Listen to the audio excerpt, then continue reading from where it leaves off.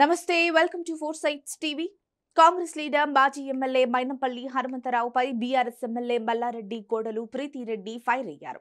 బయట నుండి వచ్చిన మైనంపల్లి రౌడీయిజంతో కాలేజీలో దౌర్జన్యం చేస్తున్నారని మండిపడ్డారు.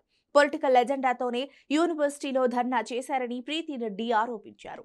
రౌడీలాగా వచ్చి మల్లారెడ్డి దిష్టిబొమ్మను దహనం చేశారని తెలిపారు.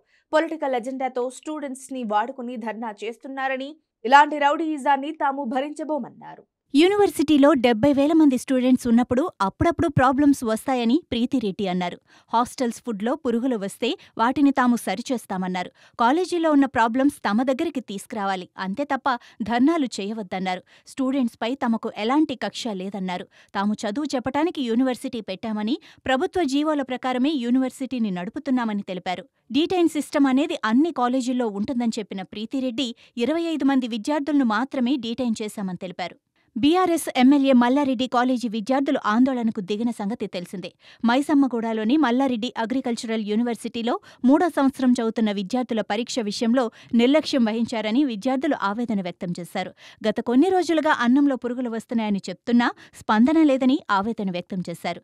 దీంతో విద్యార్థులు కాలేజీ ఫర్నిచర్ను ధ్వంసం చేసి మల్లారెడ్డి దిష్టిబొమ్మను దగ్ధం చేశారు.